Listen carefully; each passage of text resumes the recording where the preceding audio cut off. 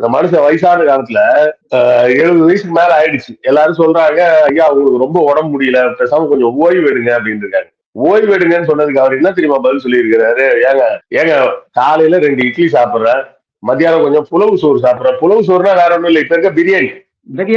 பிரியாணின்ற பேர் கிடையாது, புலவு சோறுன்னு கறி சோறுன்றத புலவு சோறுன்னு சொல்லியிருக்கேன். இல்ல அப்ப வந்து சாதாரண பழக்கத்துல இருந்த வார்த்தையே அப்படிதான். பிரியாணின்ற பேரே கிடையாது, அப்ப யாருக்கும் தெரியாது. புலவு சோறு சாப்பிடுறேன், சாயங்காலம் 2 பழம் சாப்பிடுறேன், ராத்திரி 2 சப்பாத்தி சாப்பிடுறேன், ஒரு நாளைக்கு கணக்கு போட்டு பார்த்தா 2,400 ரூபாய் வருது. ஒரு நாளைக்கு 2,400 ரூபாய் மக்கள் பணத்துல சாப்பிட்டுட்டு என்ன சும்மா இருக்க சொல்றீங்களா அப்படின்னு அவர் சொன்ன. அந்த மக்கள் பணத்தை சாப்பிட்டுட்டு சும்மா இருக்கீங்கன்னு சொன்ன இடம் எங்க வச்சு சொல்றாரு? பெரியார் திடல் வச்சு சொல்றாரு. அந்த திடல் வந்து யாரோட இடம்? அவரோட சொந்த இடம். சரிங்களா? அவரோட இடம். அந்த மக்கள் பணம் சொல்றாரு அந்த ட்ரஸ்ட்.